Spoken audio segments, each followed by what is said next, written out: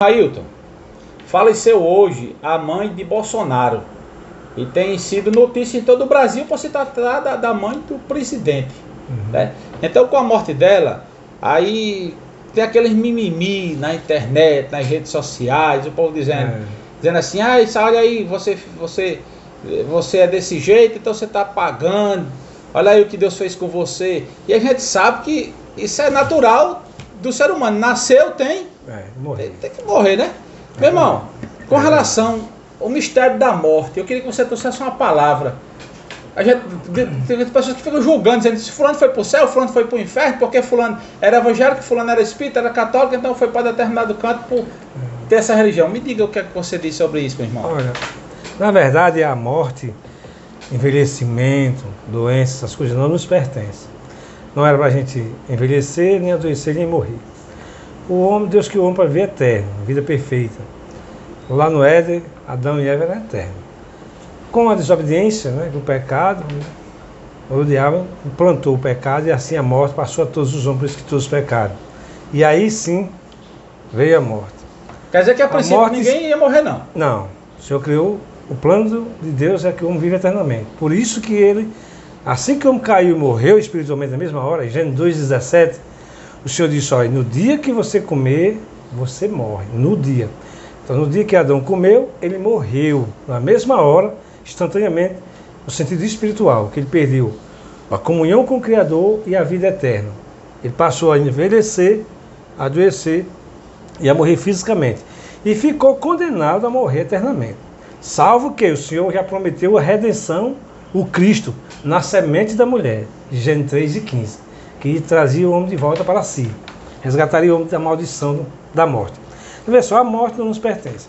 Mas em João 5,24, tem uma coisa muito interessante, que a Bíblia diz que Jesus disse: aquele que crê em mim tem a vida eterna, e não entrará em condenação, mas passou da morte para a vida. O que isso significa? É porque a nossa vida, que nós chamamos de vida aqui, entre aspas, isso não é vida, isso é morte. Você sabia que você começa a morrer assim que você nasce? Interessante, né? O ser humano, assim que nasce, já começa a morrer, o processo da morte.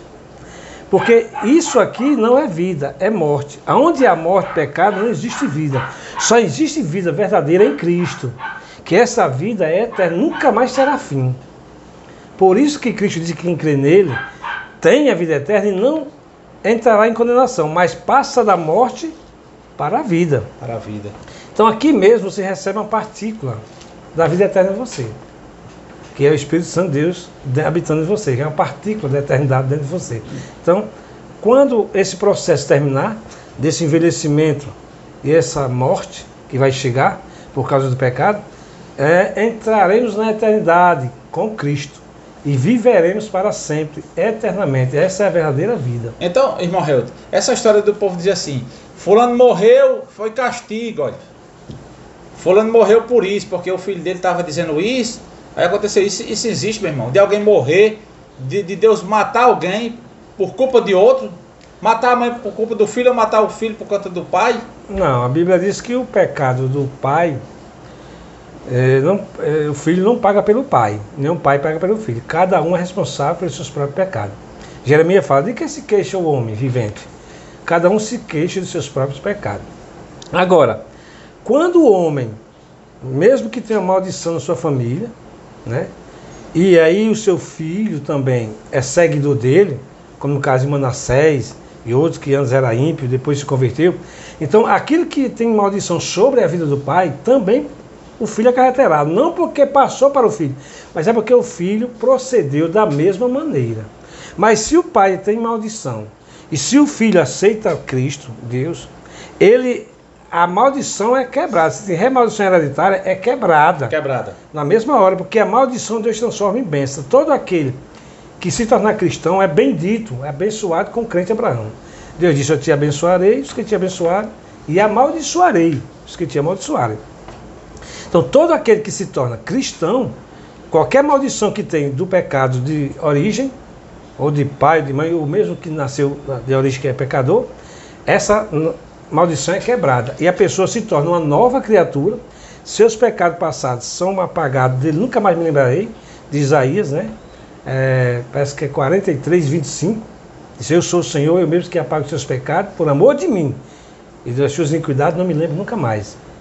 Então esse é o Deus que perdoa os pecados e nunca mais se lembra. Então a maldição do pecado é quebrada em Cristo. Por isso que a pessoa é perdoada, justificada e tem a vida eterna. Pode morrer. Quer dizer, a morte agora já não existe mais para nós. A morte é apenas um transporte, um veículo que se abre a porta e a gente entra e sai na eternidade. Irmão Railton, se um cristão autêntico, porque tem cristão que não é autêntico, você sabe. Se ele morrer hoje, ele está hoje onde? Porque dentro diz assim, vai para o cemitério e acabou. Não. O cristão autêntico morreu hoje, ele está onde? Vai para onde? Rapaz, o cristão autêntico, se morrer, está seguro com Cristo. Está com Pai Celestial, está na glória, uma demissão que fica para os salvos, né? Não é onde Deus habita, mas é nos céus, que existe pelo menos 3 céus. Paulo foi arrebatado até o 3º céu. João também, até o 3º céu.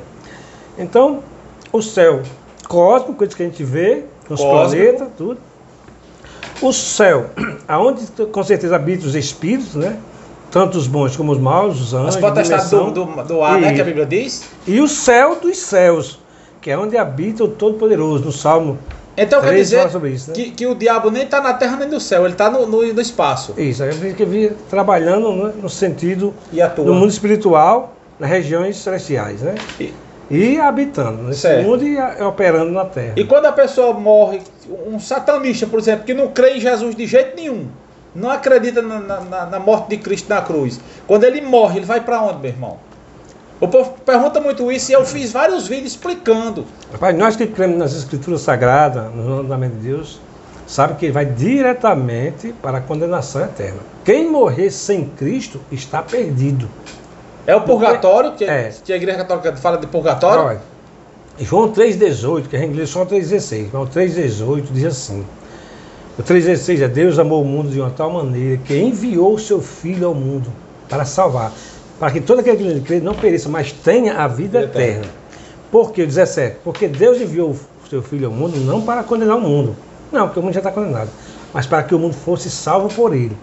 18. Quem crê nele não é condenado, mas quem não crê já está condenado. Já está condenado. Porque o homem está condenado, o ser humano, a raça humana está condenada em Adão. O mundo está todo perdido no pecado do maligno. Jesus Cristo veio salvar. Deus estava em Cristo reconciliando consigo mesmo o mundo, não lhes imputando seus pecados, porque está cheio, mas lhes perdoando e tirando. Depois em nós na palavra da reconciliação. 2 Coríntios 5, né, versículo 18 a seguir. Para não ficar vazio, eu falei sobre purgatório. A ideia do purgatório, biblicamente, ela é descartada, né? Onde a pessoa vai pagar pelos pecados e de lá sair para ser regenerada. Não existe isso. Não, a doutrina do purgatório, ela é uma doutrina, né, do catolicismo romano, montada na mitologia grega. Os gregos, né, criam essas coisas. Aí então eles fizeram um paradoxo para fazer assim. Mas se existisse purgatório, então não precisava ter Cristo ter morrido. O cara morria aí para o purgatório, para o inferno, chegava lá, sofria, e através de uma missa, ou de 2, ou de 7, a alma saía dali, é purificada e ia para o céu. Porque em Hebreus para que Cristo morreu? Hebreus diz que depois da morte segue-se juízo. Já segue-se juízo. Ou com Cristo para a vida eterna, ou sem Cristo para a perdição eterna. Diz assim, é óbvio. Porque o homem está ordenado a morrer uma só vez. Isso. É isso? Hebreus 9, 27. Vem depois disso o juízo. E em Mateus 24, lá para o versículo 30, por ali no final, diz assim, que os justos ressuscitarão para a vida eterna, mas os ímpios, pecadores, para a condenação eterna. Isso é claro. Agora, na mitologia grega, na mitologia romana, nos egípcios, existem muitas falácias, muitas doutrinas que são pagãos, que inventam essas coisas dos mortos, voltados, vivos. Então essas coisas aí é da mitologia pagã, né, das crendices pagãs. Mas Cristo veio para revelar o profundo e escondido, as coisas de Deus, a vida antes e depois da morte, e trazer a salvação, porque todos estavam perdidos. Romanos 6, 23 diz que todos pecaram e destituídos, caídos estão da glória de Deus. Romanos 6, 23 diz, porque o salário do pecado é a morte. Mas o dom gratuito de Mas Deus o dom gratuito é a vida eterna. é a vida eterna por Cristo Jesus, o nosso Senhor. Então isso é óbvio. Morreu, tá? Então, se morresse e a pessoa não existisse mais nada, nem inferno, nem nada, morreu, acabou-se, então cadê aquela voz? A sua voz? É para estar clamando lá no cemitério. Não é assim? ali fica só o corpo, né, Morreu? Ali fica só a carcaça. Alma e espírito. Para voltar ao pó. Se sai. torna pó. Cientificamente falando, a Bíblia também é um livro cientificamente correto. Tudo que está na terra está no nosso corpo. A gente falou sobre esse assunto aqui várias vezes, vários vídeos, mas as pessoas perguntam muito. Morreu, não volta mais. Esse negócio de assim, vovô apareceu para mim, minha tia apareceu para mim, mamãe. As pessoas não estão mentindo, mas que não são os pais, né? Não são os entes queridos que faleceram, não são. A Bíblia fala que são espíritos enganadores, demônios que se transfiguram e se transformam. Porque os demônios, eles sabem a nossa vida cotidiana aqui da terra, desde que você nasce. Até a sua morte. Eles sabem tudo que você passa, tudo, porque eles estão flutuando na terra e no espaço.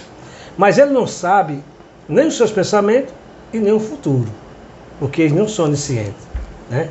Então, quando ele vê que você é muito pegado a uma pessoa, ou alguém falou uma coisa com você no passado, aí que a pessoa falece, aí é lógico que ele vai usar aquilo como engano. Aquela pessoa, ele vem como aquela pessoa aparecer você. E tudo que você fazia antes com ele, começar, ele vai falar com você. Porque você está com certeza que está falando com aquele ente querido. Estou entendendo. Mas é um espírito enganador. Estou entendendo. É um espírito enganador.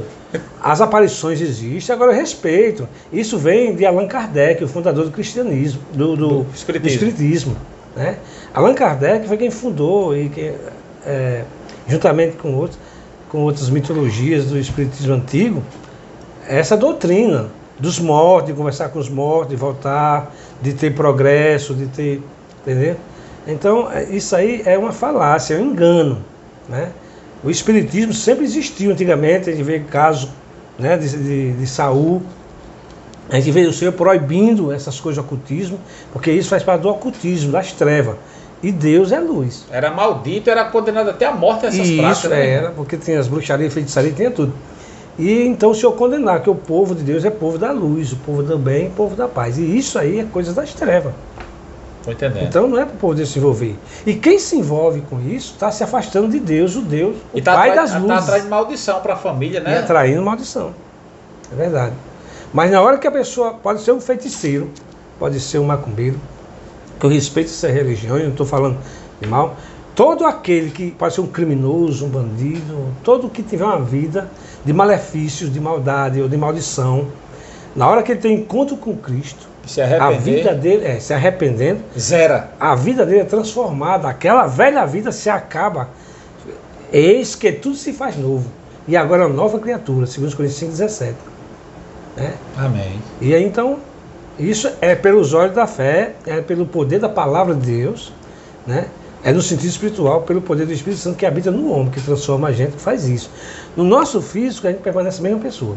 Mas no nosso interior, o nosso espírito que estava morto no pecado, ou na idolatria, na feitiçaria, ele é renascido, ressuscitado, porque estava morto em Adão. Então, nosso espírito, pelo Espírito de Deus, é vivificado. Efésios capítulo 2. Diz: nós estávamos antes mortos em ofensas e pecado, e eram por natureza filhos da ira, como os outros também. Versículo 4. Deus, que é muitíssimo misericordioso, por seu muito amor que nos amou, nos vivificou com Cristo, pela graça sois salvos, e nos ressuscitou com Ele. É o novo nascimento lá de João 3. Rapaz, você sabe onde vai ser? Nos ressuscitou, né? E nos fez, né, nova criatura. Tudo decorado. Somos criaturas de Cristo Jesus, criados para as boas obras, a qual Deus preparou para que nós praticássemos ela. Versículo 10, fecha assim. Irmão, eu tenho agora uma pergunta aqui para encerrar. Efésios capítulo 2, versículo 10. Você, se você morrer, você vai para o céu, não vai? Com certeza. Mas você quer morrer agora? Não, só no tempo do Senhor. Agora, na hora que chegar, eu quero estar preparado. Mas você tem medo da morte? Não. A morte não existe mais para nós. Você não tem medo? Não. Mas tem pessoas que têm medo. Tem. É natural do homem, da natureza. Natural. O próprio Jesus, quando estava orando lá no Getsemane... Eu posso até chegar até medo, mas agora mesmo, no momento, eu não tenho. Quando Jesus estava orando no Getsemane... Porque eu tenho garantia de vida eterna. É verdade. Quando Jesus estava orando no Getsemane, ele fez a seguinte oração. Ele disse assim: Pai, se possível for, retira de mim esse cálice, e o suor dele se converteu em gotas de sangue, ele estava em agonia. Mas aí ele se encheu do Espírito Santo e disse assim: mas faça a tua vontade e não a minha. Ali como homem ele teve aquele sentimento de temor, mas depois automaticamente ali Deus deu coragem. Aquele processo de suar gotas de sangue na ciência é chamado de hematridome, né? Eita! E a pessoa com uma pressão tão grande que chega a suar gotas Qualquer de sangue. ser humano pode passar por aquela situação. Era muita pressão. É a máxima da angústia do ser humano, da alma e do espírito do homem. Passar o cálice de Cristo que ele estava falando ali não era simplesmente a morte dele. Era que Deus teria que abandoná-lo por um minuto para que ele morresse. Era isso aí, era esse fato. Que na verdade Deus não abandonou, fazia parte do projeto. Do projeto, porque ele veio para aquilo. Mas era tão angustiante e tão maldito, porque você sabe que Cristo fez maldito morrer na cruz por nós, né? Isso. Aquela morte era morte de maldição. Isso. Só era morto ali os criminosos, os bandidos, os feiticeiros, os ladrões. O justo que se fez maldito. Isso. Ele se fez maldição por nós, para que nós alcançássemos as bênçãos de Abraão, as bênçãos de Deus através da vida dele. E aquilo que era maldição para nós, Deus transformou em bênção. Louvado seja Deus. Aleluia. E aquilo que foi maldição na cruz de Cristo, Deus, ressuscitando dos mortos, triunfou, fez dele Senhor dos senhores, dos vivos e dos mortos, e reina para todos sempre. E assim foi tudo para a glória de Deus. Irmão Ailton, agora eu quero que você me dê um versículo para todos os seguidores da TV Paraú. E todas as pessoas que, mesmo que não siga a TV, mas assiste os vídeos, eu quero que você dê um versículo para essas pessoas agora, para a gente encerrar. Mas em Hebreus, acho que Hebreus capítulo 10, por ali, o versículo, não estou lembrando agora, diz assim: seguir a paz e a comunicação uns com os outros, porque com esse tais sacrifícios, Deus se agrada. Olha, a TV Paraú, com os canais de rede social, é uma bênção, porque tem esses assuntos que a gente pode estar conversando, pode estar dialogando, a gente pode estar aprendendo uns com os outros, tá entendendo? Alguns podem concordar comigo, outros podem discordar, isso eu respeito a opinião. Mas eu sempre procuro falar pela Bíblia Sagrada. Então, como eu sou cristão, você não é o meu documento, mas está falando da verdade. Né? O meu documento, o meu livro, a minha fonte de sabedoria e de autoridade é a Bíblia Sagrada. Amém. Então, fora da Bíblia, para mim é... Então, um abraço, obrigado aí por mais uma vez. Paz para todos, saúde e paz. Paz, Senhor.